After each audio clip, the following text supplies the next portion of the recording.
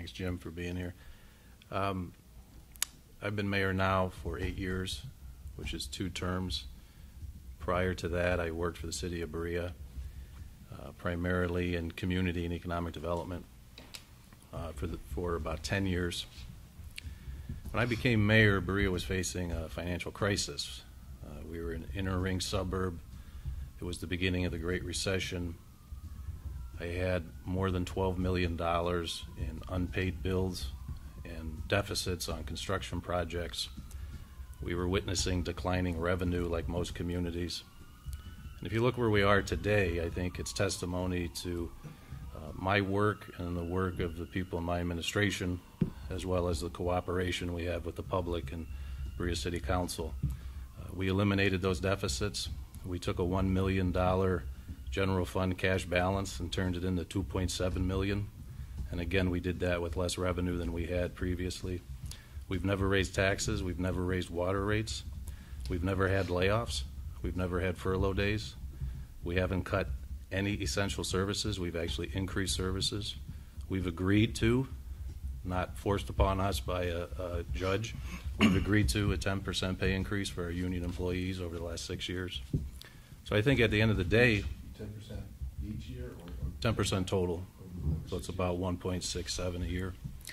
So I think at the end of the day, I think that is worthy of re-election for a 3rd term. Things are peaceful in Berea. Things are prosperous. We've been rated as one of the best communities, top 10 communities to live in greater Cleveland, one of the safest communities in Ohio. Things are going well. We're doing a great deal with our community engagement unit and getting our police officers into the community to engage the community, particularly with young African-American males, where our police officers are acting in a mentoring role. We have a lot of great projects going on. We've invested $60 million into the community. 90% of that's been in infrastructure. Some great park projects. So it's just an exciting time for us, and I would like 4 more years to be a part of that and to lead that. Hey, what's your salary? About $100,000. About 100. Yeah. 99. It's right at 100. Yeah. That's salary. That's not salary and benefits. That's not salary and benefits, no. Mr. Stagl? Yes. Thank you guys all for being here and having me as well. My name is James Stagl. I've been a lifelong resident of Berea. I was born and raised here. I graduated from Berea High School in 2004. I started working for the city in the recreation department in 2001. From there, I moved on to the service department and worked there up until actually about a year ago at this time. I think if you talk to anybody that knows me and is close to me, this has always been a goal of mine at some point to run for mayor. Obvious question is why go as a write-in candidate? And truthfully, it boils down to timing. At the time that I would have had to file to appear on the ballot, I was not ready to run the type of campaign that I wanted to or that I felt was, worthy of this position.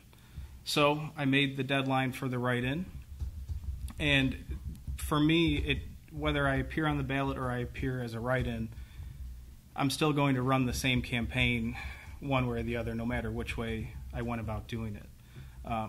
Some of the things that I hope to accomplish if I'm lucky enough to get this position is I want to continue to improve on our infrastructure.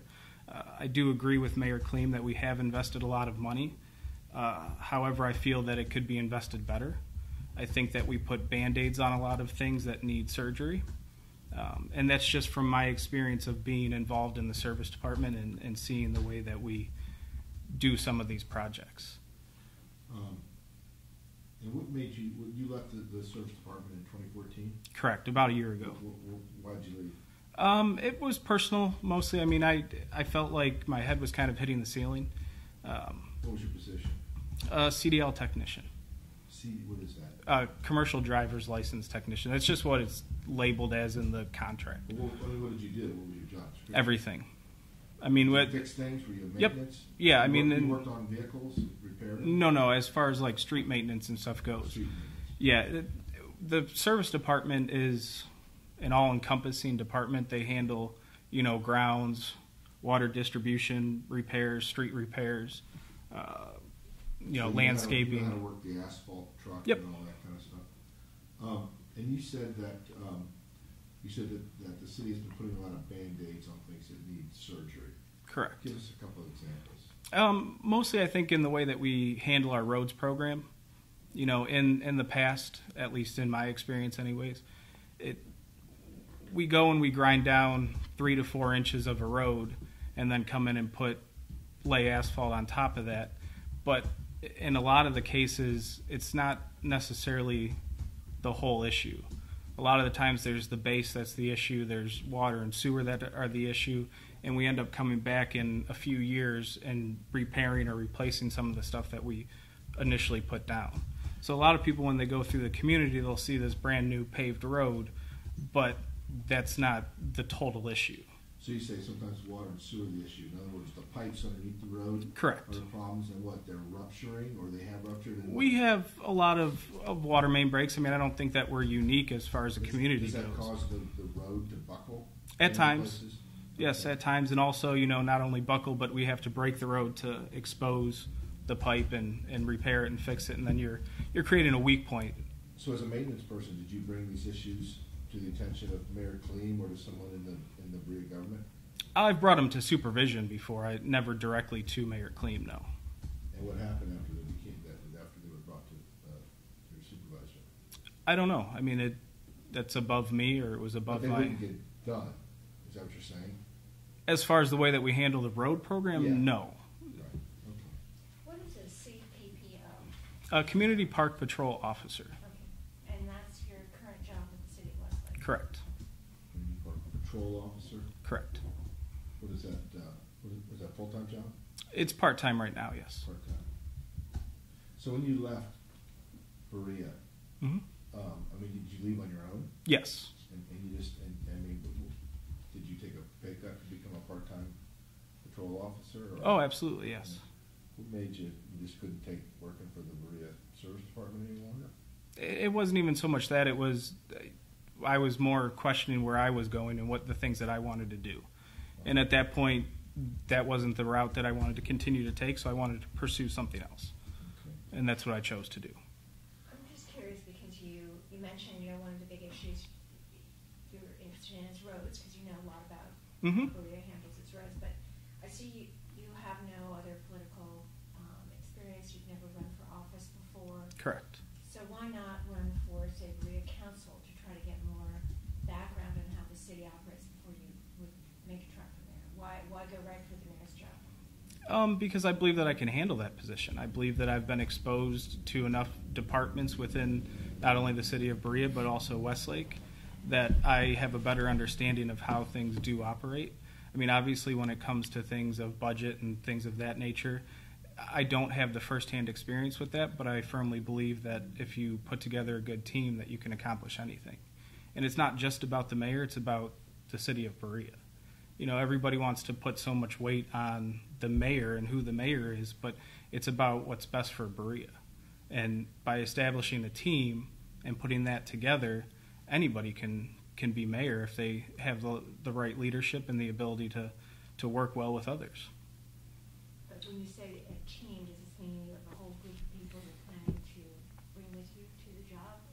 No, I'm just, as far as the people that are already involved in City Hall, your department heads and everything, what makes a good leader doesn't necessarily mean that you have to know everything. What makes a good leader is that you can lead people. But I guess what we're wondering though is, where are some examples where you've led people before? I mean, I had leadership roles within the service department as far as if it was a crew leader for a day or, I was the union steward as well for the union. I think my ability to deal with the public helps, and that's a leadership example. I mean, for the better half of my life, I've dealt with public. Has the union endorsed you? No, Have they endorsed mayor? I Endorsed don't mayor? know. I haven't asked for their endorsement. One more quick question before we go over to Mayor Kleem. Assistant varsity softball coach at Berea High School. Correct. Okay, and so you did that for what made you? That's the girls softball Mhm. team, right? Okay. Yeah. What made you do that A close friend of mine was the head coach, and at the time asked me if I would be interested in helping him out, and I thought it would only be for a year, and it turned into being quite a few more years than that. And I loved it. I enjoyed working with the kids. They were all great kids. I really enjoyed being in the school district. It was fun. Did you play baseball in high school? Not in high school, no. Mayor Kleem, before we ask you things about some other issues, just address do you like Jim or James? James is fine. James mentioned about where he felt some road work was repaired superficially as opposed to getting to the actual. Right. Well, we're an older community. We're an old inner ring suburb. Berea was named in 1836, but actually we were settled in 1809. So we were about 40% developed before 1950, which is about the time that most other suburbs started to develop as urban sprawl moved out of Cleveland. Well, we were already 40% there. So we have old infrastructure. I would agree that we have more problems than we've addressed, but there's only so much money, too. I would disagree with James' assessment that we've just kind of put Band-Aids over things. There are certain things that we repair for a short period of time, knowing that 5 or 6 years down the road we'll have to make a major repair. So we are trying to get through the next few years, but that's based on the budget. There's only so much money to go around, and since the recession, our revenue has declined. But to put that in perspective, we have invested nearly $27 million since I've been in office, and that doesn't include the Front Street Railroad project. $27 million in sewers, in water, and in streets, and it's close to 50-50, close to 50% in sewer and water, and about 50% on the street portion. That's significant for a city our size. We've taken on some huge projects that weren't even addressed before. When I took office, I started a bridge inspection program which wasn't performed for the previous 8 years. We found out that the 4 bridges in our downtown vicinity were all in critical condition. So then I was responsible to replace 4 bridges. We've replaced 2 so far. The 3rd one is being replaced next year. Those are a few $1 million apiece. I did want to ask you about the math, because I was listening to your introduction. Revenue has gone down. Yeah. You had coming into office unpaid bills as well as Right. A deficit, as you put it. I'm not sure whether that was debt or what kind of deficit that was. And now all of a sudden you have a cash balance, even after investing tens of millions of dollars in various things without raising taxes and giving your employees, a hefty pay raise over 6 years. I mean, how these things, did money fall from heaven? No, it's good management, and I would put that record against anybody's record in this county. And unfortunately, that's the thing that doesn't get talked about too much, is the great things that we've done. It's just sound management principles. For example, and James can attest to this, when I took office, I cut overtime by $500,000 in the first year. Did I upset some of the employees? Absolutely. But I felt that there was, to a certain extent, people taking advantage of the overtime system. We changed over our garbage system to the automated system and got the best bids in the county at that time. They were very low bids because we had so many people competing. Automated garbage system? Automated garbage is saving us $10,000 a month. Did not result in any layoffs or lost jobs? No, because it was already privatized before I took office. It just wasn't automated. So we kept it privatized, but went to an automated system. Republic Services already had it. On the bid. Before I took office, Republic Services collected our garbage, but it was manual. We switched to an automated system with Republic. But that automated system saves us about $10,000 to $12,000 a month. And what about the folks that did it manually before? Well, they weren't our employees. They worked for Republic. And they continue to work for They Republic? continue to work for Republic, yes.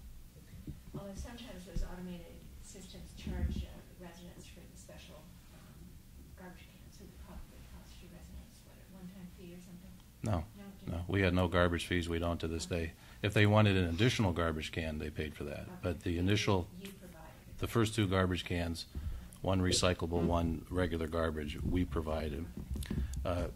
Another thing we did, we switched most of our lights to the energy efficient lights. We're saving probably $2,000 a month just on that. We refinanced a lot of bad debt. You know, the previous mayor, not to criticize him because he's not in this race, but he wasn't taking advantage of the low interest rates. We had some debt that was 5 or 6%. We financed some as low as 1%. You know, when we get a 2 or 3% interest rate now, we think we're paying too much. So the refinancing of that debt has saved us a significant amount of money. Why? Now that's usually your finance director who's supposed to stay on top of those things and come to you with suggestions, right? Yeah. Did the finance director under the previous mayor not have that capacity? She's the same finance director, and she's as good as you're going to get. She was just yesterday. We advertised she received an award from the state Financial Officers Association. She was their president. She was the president of the Association of Public Treasurers for the United States and Canada. I swore her in a few years ago at their national conference. She knows what she's doing. It's just the previous elected officials didn't take advantage of that. I assume it's because in 2007, which was the previous mayor's last year in office, he experienced increase in revenue every year he was in office through 2007.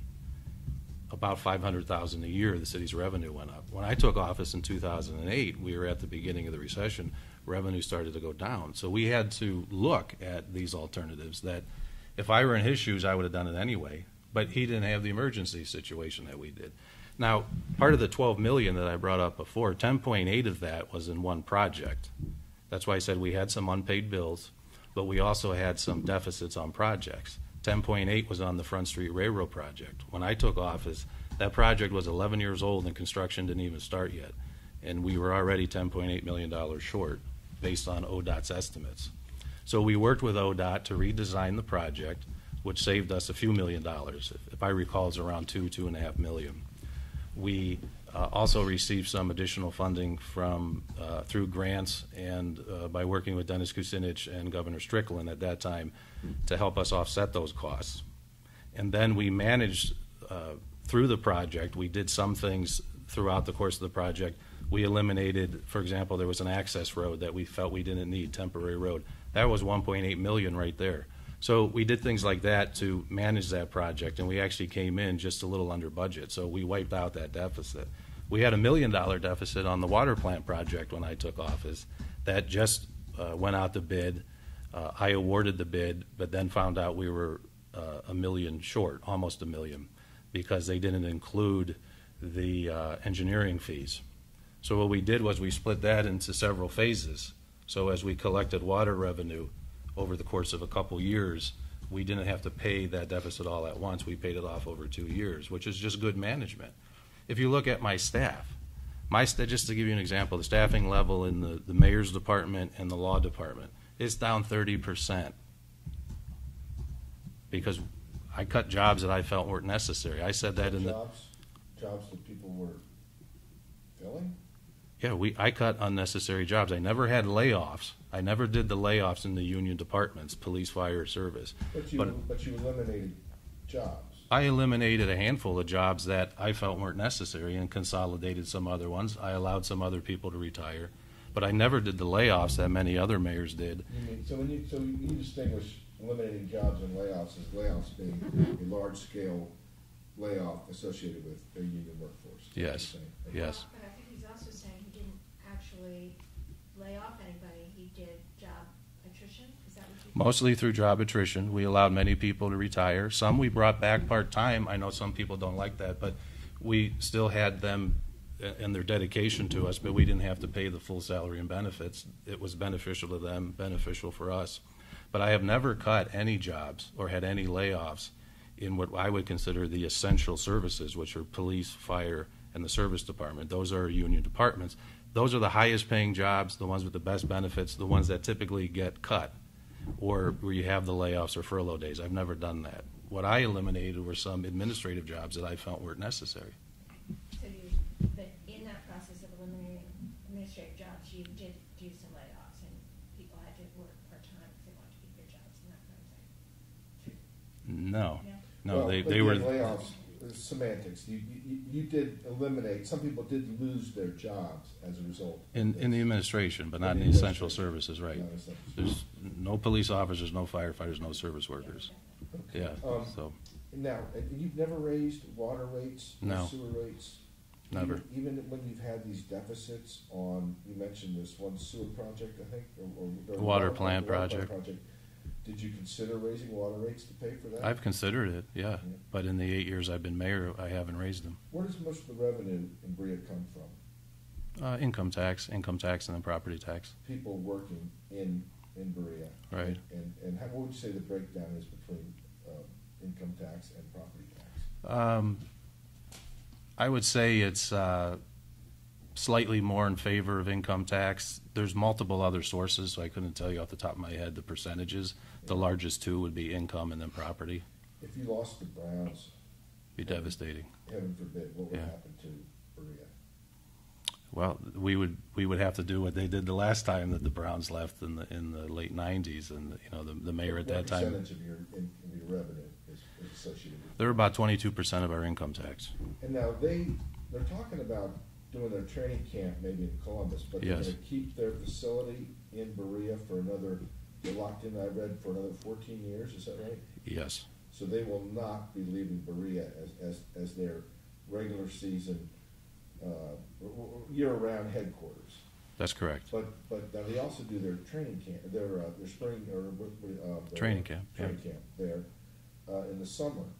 They may end up taking that to Columbus. So that is a possibility. I think it's a strong possibility, yes. And if they, I mean, do you get involved in any of that? Do you go to Jimmy Haslam or who's the president of the Browns? Alex Shiner.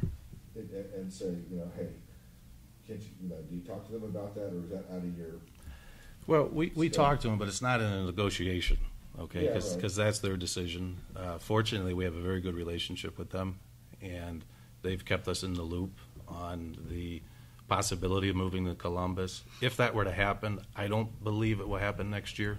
I believe it will happen sometime in 2017 or after. Do you think it's likely to happen? I think it's likely to happen, yes. I think at this point just about everyone believes that. I think the indications are there that that's likely to happen. But I think people get that confused. It's one of the most common questions or comments I receive is, we're losing the Browns to Columbus. No. And that's why I asked. Yeah, it's 3 weeks for training camp. Right. I don't want to lose them. We've made a pitch to the Browns to keep them in Berea. But they have their own reasons if they relocate. Do I agree with those reasons? Not necessarily, but it's not my decision. What are the reasons that they said? Well, it's not unusual for teams to do that. As you know, the Browns used to have training camp elsewhere. Hiram, Lakeland for a while. To my knowledge, there's 13 teams in the NFL that have training camp outside their headquarters. I know of 2 that are outside of their state altogether. They're hundreds of miles away. There's a football philosophy, which is you want to get your guys together, get them sort of away from maybe the local attention, from distractions of a home, put them in dorms or hotels, build that team atmosphere. I think for the Browns, there's also the aspect of expanding their fan base. Mm-hmm. And over the years, Selling more jerseys. yeah, over the years you've competed more with Cincinnati and Pittsburgh in particular, and Columbus might be a good location for them to maybe cut into that and expand their own base. So, as I understand it, I'm not speaking for them, but as I understand it, that's their philosophy. Now, you say if they were to leave after the 14 years, you would do probably what they did before. And what was it exactly that Berea did before Yeah. in the 90s? Well, I wasn't with the city then. That was a couple years before I started there. But there were positions that were eliminated. Fortunately for the city, they just had an income tax increase right before that happened. So, they didn't have to increase taxes. I think that issue was already settled. But the portion that the Browns pay in income tax now is more significant to us than it was at that time. And when you talk 22% of your total income tax, All that's those big. players, their salaries, does that all go toward? Are there their taxes are all go towards Berea? Well, partially, yeah. The salaries of the players, we split the income tax 50-50 with the city of Cleveland. Oh, because they play in Cleveland? Because they play in Cleveland. And then bonuses for players, the city of Berea receives 100% of that. And then non-player salaries, the city of Berea receives 100% of that. So if they want to give Johnny Manziel a whole bonus, he said, Yeah, I'm okay. Yeah, that'll probably, when you think of the size of their salaries, that'll probably pay for our salt for a year or He's something. talking about large, overpaid players. No, that's in Now, Berea. is Baldwin Not me. Wallace your second highest? Yes. They're our largest employer, second largest income taxpayer. Okay. Is their salaries not quite as high as Browns? Basically. Right, it's incredible when you deal with the Browns because one person signing bonus. I have 150 employees, something, and a signing bonus could be, say, $2 million bigger than all 150 of us combined with our benefits. So, yeah, one guy is like an entire corporation. So, yeah, it's very significant to us. Those are a couple of golden geese right there, the Browns and Baldwin Wallace. I mean, they really. So I don't think Yeah. Baldwin Wallace is going anywhere, but I am No. curious to know, what are you doing to make sure the Browns stay around for another 28 years? Well, we've had conversations with them that I can't get too deeply into right now. Their biggest concern was to get to that 2028 benchmark. That's when the lease on the stadium expires. Oh, So the lease we had with the Browns actually did go through 2040, but they had an opt-out in the year 2020. I see. And so we had conversations with them for the last 8 years. Do you need a new facility? Do you want to stay in the existing facility? And there's been a lot of turnover with the Browns too. So we've worked with different people, have different philosophies.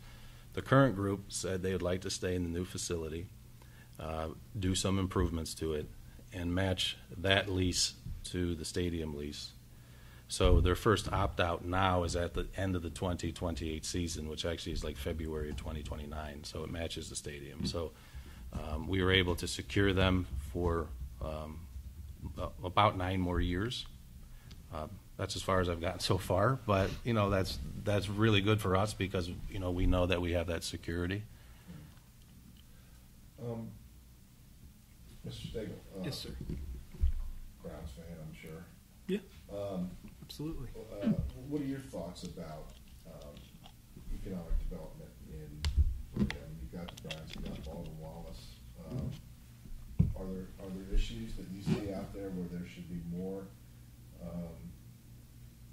variety of income sources, or is there a need to attract more business to Berea? Absolutely. There's always a need. I mean, anytime that you can add business is obviously great. I think the biggest area, we built, and I believe it was coined Bridge to the Future or something along those lines, which is the Front Street Bridge. And we have yet to develop that end of town, the north end of town. So I think that's the biggest area that is kind of looking Berea, when you're talking about Berea and where development can go, I think the north end of town is the biggest issue.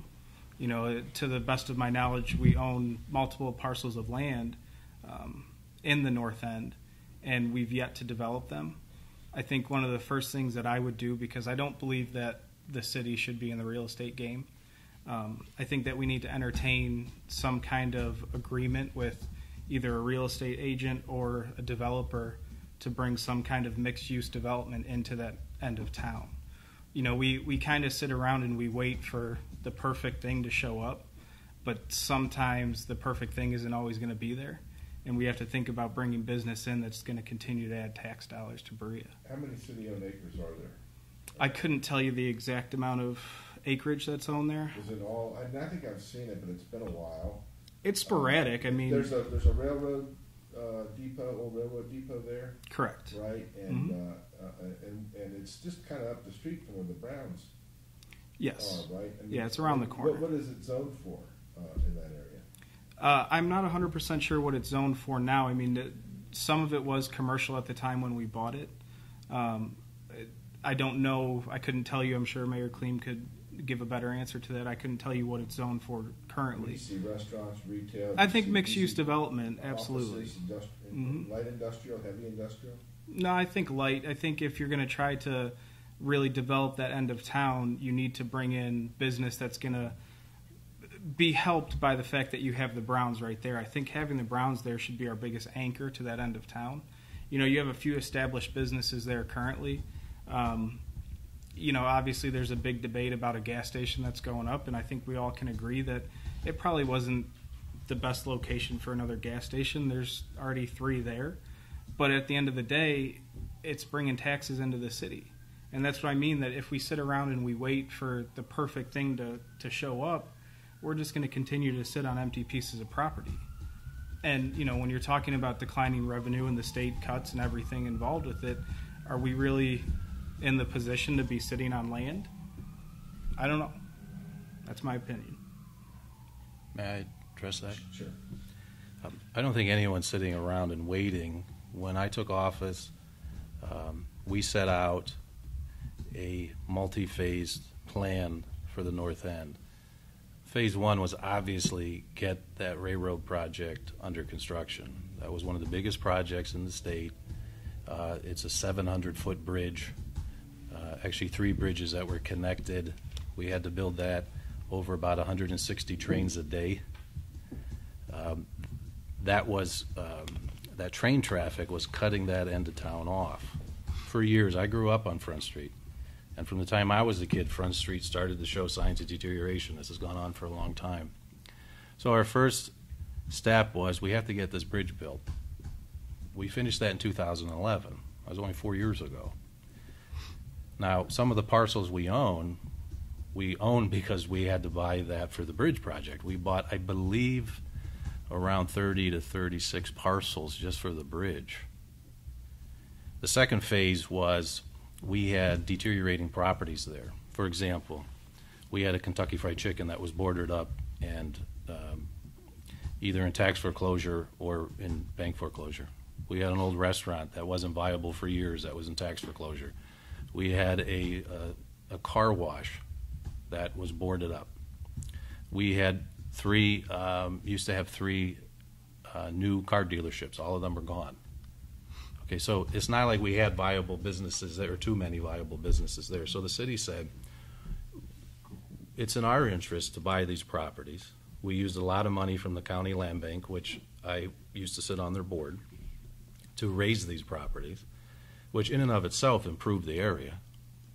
But I said from day one, this could be a 15-year project. I mean, you just don't get development overnight. Currently, we own 10 acres, but it's not 10 acres contiguous. You know, it's spread out a little bit. Our biggest parcel is only about 4 acres. So if you want a major development, it's probably not on 4 acres. And so it's not as though we're waiting. What we're doing is our due diligence, and we buy properties. We've bought these properties at, in my opinion, at great prices. They were most of them were tax delinquent to begin with. And I don't think it's a bad thing for a city to be in the real estate business, because when we go for our bond rating, which we just had that renewed this year, AA2 bond rating, which is an A bond rating, they always cite several things to our benefit. And the one thing is you're buying property, which shows you have a good investment, and you have the potential for future tax revenue. But the last thing I want to do is just take any old gas station that comes along. That's why we fought that gas station, which was actually owned by my cousin. He owned the property. 5-acre, 4.5-acre gas station. That really wasn't our desire. Was that Ferris? Ferris. Ferris owned the gas station property? Yeah, that's now going to be a speedway. So we lost that in court, you know, when we took it on the chin, but now we're having a gas station, not big tax dollars for us. It's actually a gas station and a truck fueling station, which was the bigger concern for some traffic concerns. But I'm not going to settle for anything that comes along. You know, I think we need to do our due diligence, continue to buy property, consolidate the parcels, raise the buildings that are not in good shape. Again, most of that we've done to the county land bank. I thank God for them because they've been very helpful. And then work with a developer to develop that area. I think it's an attractive area. There's interest. It's just we don't have the concentration of property just yet. Grant, you ever anything you want to ask right at the moment? Or? No, not right at the moment. Okay. Is it okay to cut in or some points before we're on that? Oh, yeah. Okay. Yeah, sure. Well, I will from now on. Okay. I put a post online just to solicit questions from comments from the public, and there's a couple here, and I'll just read this one, and I don't know if we need to address it, but it kind of underscores what the two of you were saying. It says, what if any plans are in place for the north end? We've seen several eyesore buildings demolished and grass planted, but that's all so far. Is there an individual or committee responsible for actively marketing these commercial lands? No more gas stations, i.e. smaller boutique hotel, mid-level restaurant. So I guess just real quickly, not to dwell on this, but is there a committee? Is there an active marketing group that's working specifically on that project? Yes. Mayor? Yeah, we have a committee who works with Matt Madzey, who's our Director of Development and Planning, as well as with Tom Norton, who is Tom's job. It's a job that I created. He works solely with businesses. He works with our existing businesses. He works to attract new businesses. We have a committee of citizens and business owners. The citizens are mostly from the north end of town in the neighborhoods adjacent to this area. We have representatives from Baldwin Wallace. Vice President of the BW is on the committee. We have representatives from the Cleveland Browns. We have the superintendent of the Berea Schools on the committee. And we have some business owners in the north end on the committee. They just gave a report to City Council about 1 month ago to discuss their progress. We also have CT Consultants and David Hart. I don't know if you guys know David, but David's the big name in Cleveland for about 40 years in urban planning. He's our planning consultant. So he just gave a report to City Council about a month ago. And the gist of these reports is what? Can you summarize them? The gist is to update council on where the committee is and what the mindset of the committee is. And where the committee is now is to explore different options for the possibility of reconfiguring some streets in that area. And then to explore the options of do we or should we acquire more property, or should we try to get smaller development based on the parcels that we have now. The committee so far, which 3 council people are on the committee, including my former opponent, the committee was unanimous and suggested to move forward with trying to acquire some more properties, consolidate those properties, and get a larger scale development. When you say my former opponent, to whom are you referring? Gene Zacharias, who ran against me for mayor, he's on council now. So I appointed him to that committee, and it was a unanimous recommendation to the rest of the council. Mayor, let me ask you a few questions that have kind of dogged you over the last several years, and that's some health concerns. Yeah. One, I know back in 2011, you sent a letter to council and announced that you had lupus, arthritis, and there was another Fibromyalgia. Fibromyalgia, and you were taking a leave of absence. And it was at the same time where there was an investigation about the theft of or alleged theft of a city truck, and you were a suspect in that, and that there were no charges in that. But then here I see last year you took another leave of absence. This one I think it was family reasons, and it was like the day after you had a run-in on the street Right. with somebody who. I don't know if it was a road rage kind of a situation, but it sounds like from what I read. Tell us about your health and your mindset, and what can you say to the citizens of Berea that this isn't going to influence or affect your ability to govern? Well, the one issue goes back almost 5 years, and I won 2 elections in the middle of that. I don't believe, based on that people took those accusations seriously. If you look at the record, I was never even interviewed with those investigations, certainly not charged. And if you look at the facts, just a simple fact like my cell phone record, which was really never reported except in Cleveland Magazine, showed I was never even where they thought I might have been. I also want to say, and this isn't a criticism, but it is a mistake. The first time I took a leave of absence was prior to that incident, not after. I took a leave of absence in August or September of 2010. The incident you're referring to happened on Christmas Day of 2010. I took a leave of absence, went to Lutheran Medical Center here in Cleveland because I was having complications from lupus. I took a second leave of absence, which started on December 26th, okay? But that was at the Mayo Clinic. I scheduled that at the beginning of December because to go to the Mayo Clinic, I needed approval from my insurance I company. think we were referencing that as the first. Right. And then the other was the second. So But I see what think you're saying. I think some people though thought, oh well, there was this truck incident on Christmas night, which was like 10:30 or 11 at night, and then the next day you took off. No, I went to the Mayo Clinic the next day, the next morning. So there's no way I would have scheduled that Christmas night, right? Because I needed to have insurance approval and a doctor's referral. So I scheduled that at the beginning of December. And then I came back about 2.5 weeks later. I spent about 2 weeks at the Mayo Clinic. It was a great experience for me. I got most of the medical situations corrected. Most of it was my medication. When I came back sort of part-time hours.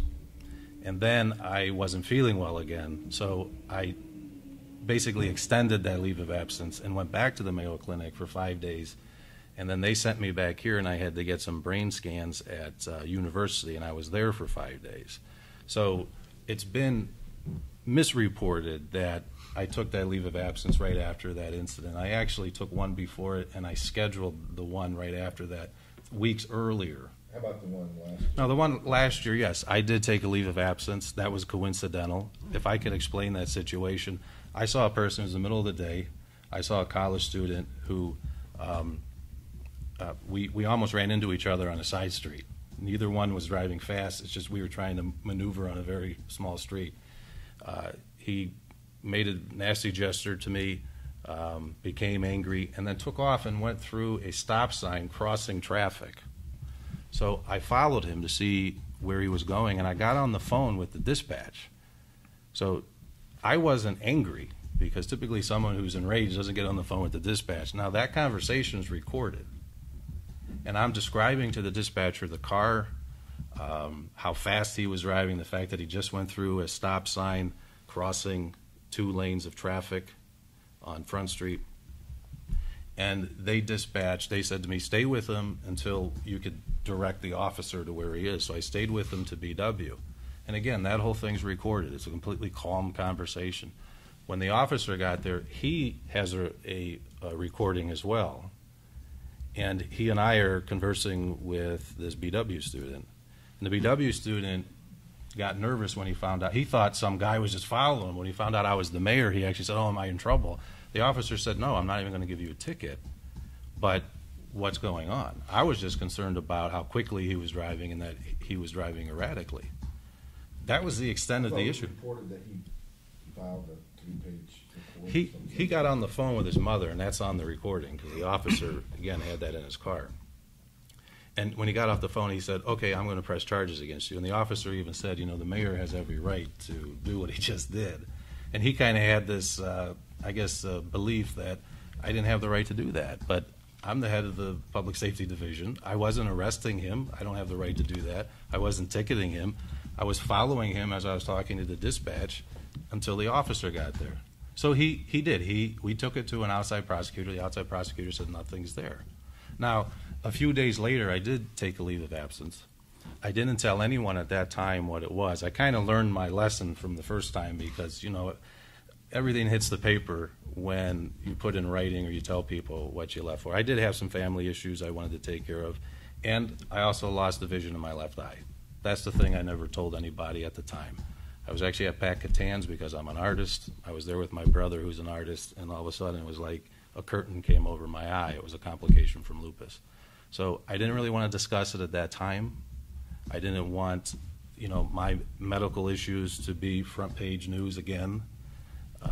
Not that most people held it against me, but So was it that or was it family? it was both. I had issues? that I don't want to discuss. I think if it were just the family issues, I would have stayed on board. Again, I only took off maybe 10 days, and I stayed here in town.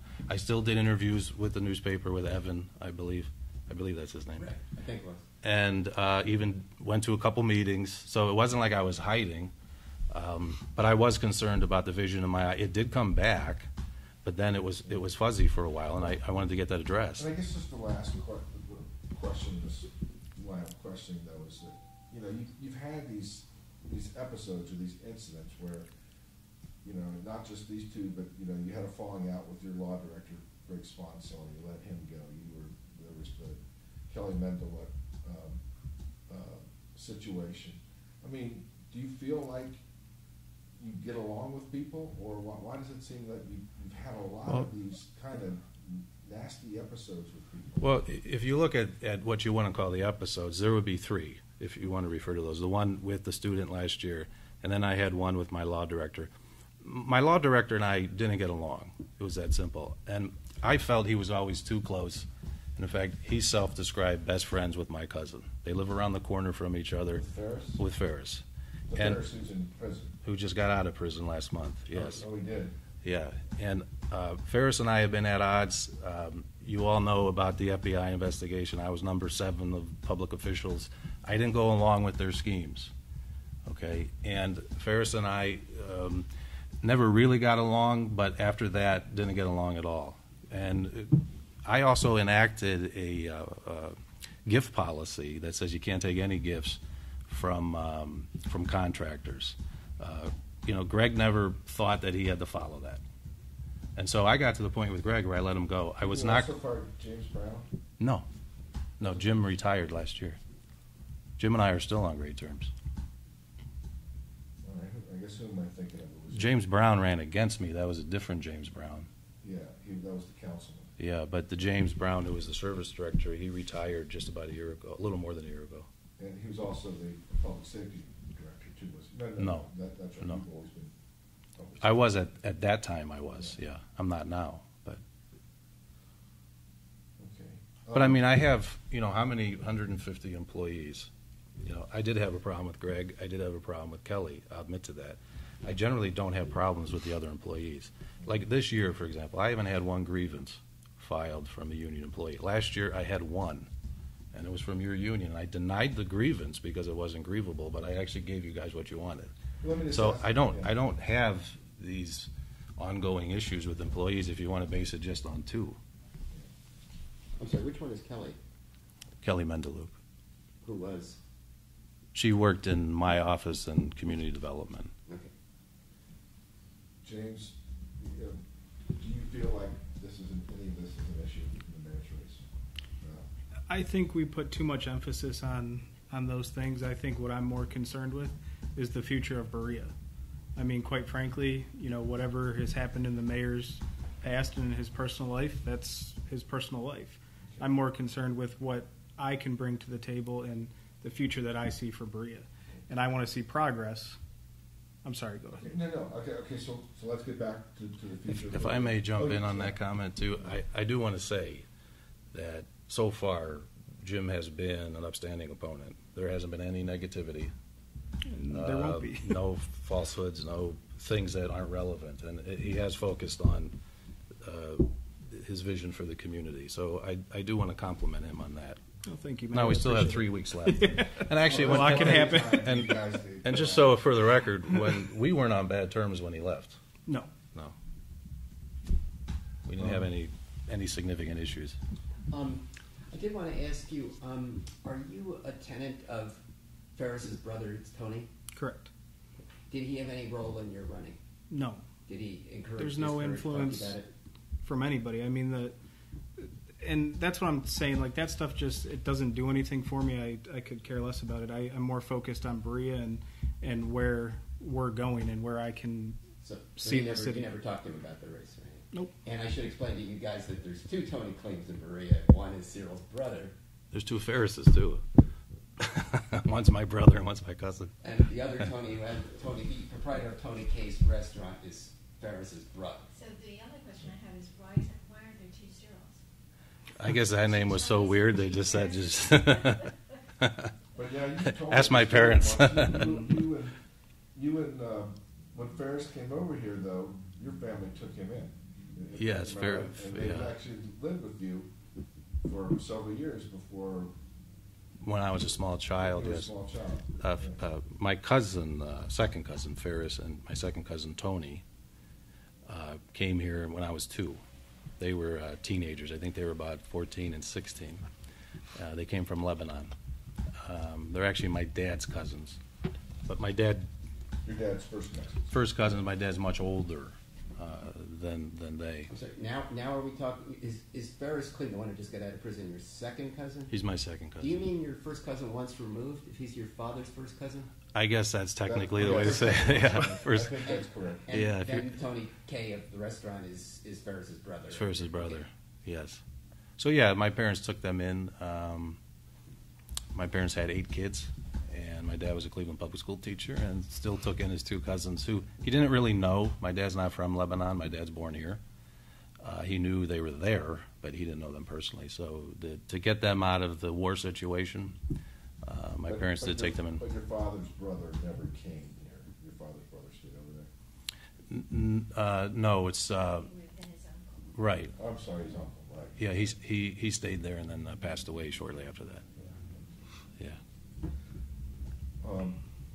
His family situations are hard to calibrate. Yeah. There's Seriously. differences in ages. Especially with all the same names. Like, they have a brother, John, Tony and Ferris, who came over from Lebanon later, and I have a brother, John. So then it really gets, that's why I always say cousin. Cousin Ferris, cousin John, cousin Tony, to make that distinction. I don't have any other questions. All right, well, why don't we wrap it up? Just take a minute and give your best spiel. And since we started with the mayor, James, we'll start with you. Great, thank you. First off, thank you guys for giving me the opportunity to speak and kind of share a little bit of my vision. I think what it boils down to for me is being a lifelong resident and working for the city. It gives me an opportunity to kind of see things from both sides as a resident and an employee. I think Mayor Kleem has done a lot of great things. I just feel like now is the time for change. And change doesn't always have to be a bad thing. A lot of people like to put a negative tone to it, but I think he's accomplished a lot. And, I just feel like now it's time to kind of move forward. And I believe that I am the person that can really bring the progress that Berea needs currently. And that's why on November 3rd, actually from now until November 3rd, I ask for you guys to write in James Stagl. There is early voting, that is true. Correct. Mayor?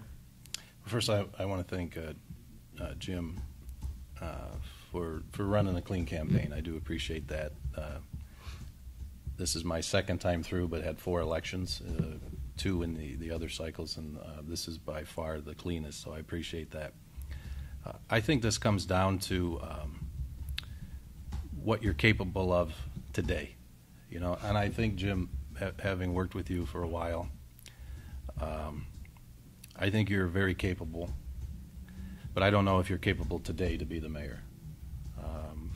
Going back to what Ms. Sullivan said, I think I do believe your passion for the city and your desire to improve the community. Like me, you were born and raised there, graduated from Berea High. I believe all that. I know your heart's in the right place. I just don't know if today you could walk into that office and, in essence, manage a city. I believe I've done that well for the last 8 years. If you look at the city I inherited, you look at the city today, we do have a AA2 bond rating. We have nearly tripled our cash balance. We haven't raised taxes. We haven't cut services. And I can't take all the credit for that. Like you said, you surround yourself with good people. I have great people who I work with, and a city council I get along with. And I would like to be a part of this for the next 4 years. There's a lot of exciting things going on in the cities. Within the city, we secured the Browns. We have some improvements to do to their building. We have a lot of great park projects. Some are just got started. And I'm very excited about the opportunities we have. I'm very excited about the community engagement unit in our police division. In fact, that's caught the eye of our county rep, Mike Gallagher, to possibly help fund something like that, to see other communities do something similar to that. Let me just ask you, reporter here, but these are police officers, and I think you say in here they're primarily white police officers who are working with African American youth. Is that it? Or? That's part of it, yes. Our entire police force is white. We do have one African American auxiliary officer, but the full-time officer is 100% white. The community. Don't you have the is that school resource officer that I met? Is he still there? He's not there. Oh. We have 2 new school resource officers. So the community engagement unit is designed to get the police more engaged with all facets of the community.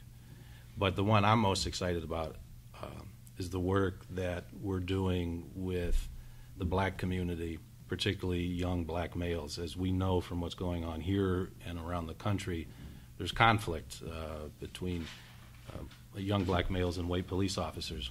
And in our community, in addition to the Peace with Police event we did at an all-black church earlier this year, we have officers going to an organization called Boys to Men, which meets every week, and they mentor these young boys. We're starting a program where these young, I call them boys, I should say young men. These young men are going to actually do ride-alongs with our police officers in the police car to see what police work is like.